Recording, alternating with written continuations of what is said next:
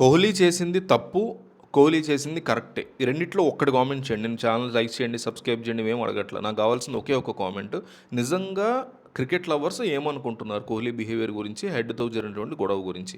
Kohli shake hand ఇవ్వకుండా ఉండడం అనేది కరెక్టే, తప్పు. ఈ రెండిట్లో ఒక్కటి కామెంట్ చేయండి. రీసెంట్‌గా ఎస్ఆర్‌హెచ్ వర్సెస్ ఆర్‌సీబీ మ్యాచ్ జరిగింది ఉప్పల్ స్టేడియంలో. చాలా మోస్ట్ హైప్డ్ మ్యాచ్ అనమాట ఇది.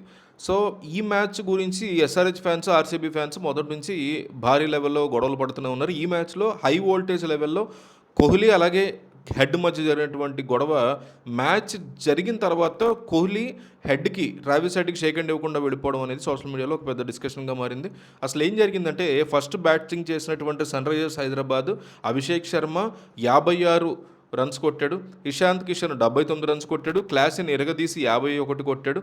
ఒక స్ట్రాంగ్ విధ్వంసకర ఇన్నింగ్స్‌ని వీళ్ళ ముగ్గురు కూడా ఇచ్చారు. సో 256 రన్స్ కొట్టారు ఏకంగా వీళ్ళు. సో హైదరాబాద్ ఇన్నింగ్స్ టైంలో ట్రావిస్ హెడ్ 26 పరుగులు తీసి రషీద్ సలన్ బౌలింగ్లో అనుకుంటా అవుట్ అయ్యాడు. దాంతో దూకుడుగా ఎప్పుడు ఉంటాడు కాబట్టి కోహ్లీ ట్రావిస్ హెడ్ వికెట్ పడంగానే ఫుల్ ఎంజాయ్ చేశాడు, హడావుడి చేశాడు. సో 256 చేజింగ్ కోసం దిగినటువంటి ఆర్సీబీ కోహ్లీ తీవ్ర ప్రెషర్గా ఒత్తిడిగా కనిపించాడు, కాస్త ఇబ్బందిగా. ఆన్ ఫీల్డ్లో ఉన్నటువంటి ట్రావిస్ హెడ్ని ఉద్దేశించి కోహ్లీ కొన్ని సైన్స్ చేసాడు, స్లెడ్జింగ్కి దిగాడు అనేది ప్రధాన ఆరోపణగా ఉంది.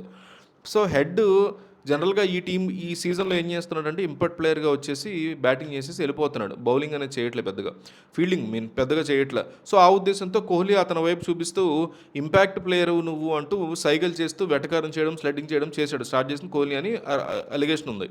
సో అంత సీన్ ఉంటే నీకు వచ్చి బౌలింగే చెయ్యాలి అంటూ హెడ్కి ఒక ఛాలెంజ్ కూడా విసిరాడు కోహ్లీ అనే అలిగేషన్ కూడా ఉంది. సో హెడ్ ఏమీ పెద్ద మాట్లాడలేదు, అయోమయంగా అట్లా చూస్తూ ఉండిపోయాడు, సైలెంట్గా ఉన్నాడు. కోహ్లీ ఎక్కువసేపు క్రీజ్లో నిలబడలేకపోయాడు, అవుట్ అయిపోయాడు వెంటనే.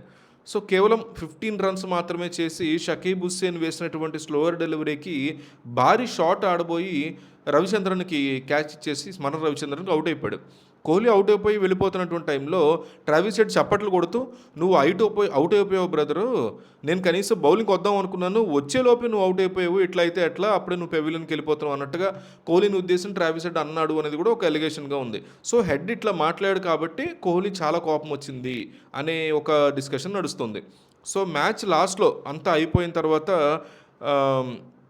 అంటే దానికి ముందు బౌలింగ్కి వచ్చి ట్రావిస్ హెడ్ తర్వాత బౌలింగ్ చేసి పట్టిదారిని కూడా అవుట్ చేశాడు ట్రావిస్ హెడ్. దాంతో ఓడిపోయింది ఆర్సీబీ. కేవలం 20 ఓవర్స్లో 200 రన్స్ మాత్రమే కొట్టగలిగింది ఆర్సీబీ. సన్ రైజర్స్ హైదరాబాద్ 55 పరుగుల తేడాతో ఒక ఘన విజయాన్ని వాళ్ళు సాధించగలిగారు. సో ఈ సిచ్యువేషన్లో మ్యాచ్ పూర్తయిన తర్వాత ఒకళ్ళకొకళ్ళు ఆనవాయితీ ప్రకారం ఒకళ్ళకొకళ్ళు షేక్ హ్యాండ్ చేసుకుంటారు, ఏ మ్యాచ్ అయినా ఎంత గొడవలు జరిగినా. అలా అందరూ ఒకళ్ళకొకళ్ళు ఇచ్చుకుంటూ బాగానే వెళ్తున్నారు. ఆ టైంలో ట్రావిస్ హెడ్ ఇట్లా వచ్చి చాలా మర్యాదగా విరాట్ కోహ్లీ వైపు చెయ్యి ఇట్లా ఇచ్చాడు షేక్ హ్యాండ్ ఇవ్వడానికి. కానీ మైదానంలో జరిగినటువంటి ఈ మాటల యుద్ధాన్ని మనసులో పెట్టుకున్నాడు కోహ్లీ. హెడ్ని పూర్తిగా విస్మరిస్తూ అతని వైపు చూడకుండా సైలెంట్గా పక్క నుంచి ముందుకు వెళ్ళిపోయాడు. సో ఇది చాలా పెద్ద వైరల్ అయిందనమాట. కోహ్లీ తన పక్కనే ఉన్నటువంటి ఎస్ఆర్హెచ్ కెప్టెన్ కమిన్స్ కానీ, అభిషేక్ శర్మ కానీ, ఇషాన్ కిషన్ వీళ్ళందరినీ కూడా చాలా ఆత్మీయంగా కౌగిలించుకోవడం, షేక్ హ్యాండ్ ఇవ్వడం ఇవన్నీ కూడా ఇచ్చాడు. కానీ హెడ్ని మాత్రం కేవలం కంట్లో కంటుకొట్టు కూడా చూడలేదు హెడ్తో. అయితే మనకు తెలియకుండా కోహ్లీ స్లెడ్జింగ్ స్టార్ట్ చేశాడు, మనకు అర్థమవుతుంది, ఎలిగేషన్గా ఉంది. ఇది కాకుండా ట్రావిస్ హెడ్ ఏమైనా చేశాడని దాని గురించి కూడా మనకైతే క్లారిటీ లేదు. కానీ చూడడానికి మాత్రం వీళ్ళిద్దరి మధ్య ఇష్యూ ఉంది. నా ఉద్దేశం ఏంటంటే గ్రౌండ్లో ఎంతైనా స్లెడ్జింగ్ నడవనివ్వండి, మ్యాచ్ అయిపోయిన తర్వాత మాత్రం జెంటిల్మెన్ గేమ్ అంటాం మనం క్రికెట్ని. అది జెంటిల్మెన్ గేమ్ అయినా కాకపోయినా గేమ్ సంబంధించి గేమ్ వరకే ఉండాలి. బయట చాలా హుందాగా ప్రవర్తించాలి ఈ క్రికెటర్స్ ఎవరైనా సరే. ఇదే సిచ్యువేషన్ హెడ్ చేసినా సరే మనం ఇట్లాగే మాట్లాడతాం.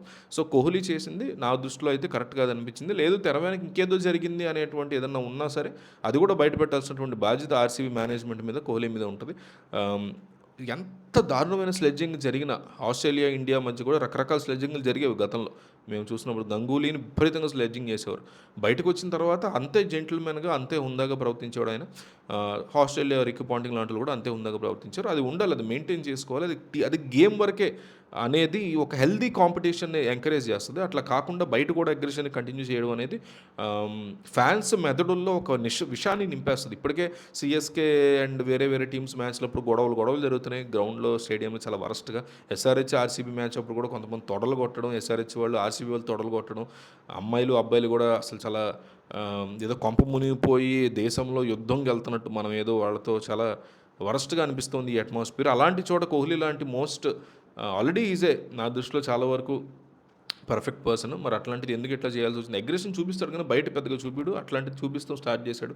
ఇది సరైనటువంటి హెల్తీ కాంపిటీషన్ కాదన్నట్టు నాకనిపించింది. హెల్తీ లాంటి ఒక కోహ్లీ లాంటి బయట చాలా హుందాగా ఉండేటువంటి వ్యక్తి ఇట్లా చేయడం నేను యాక్సెప్ట్ చేయలేకపోయాను. అందుకని నాకైతే తప్పనిపించింది. లేదు తెర వెనక ఇంకేదో ఉంది అంటే ఆ విషయం బయటపడితే మళ్ళీ దాని గురించి ఇంకో వీడియో చేద్దాం.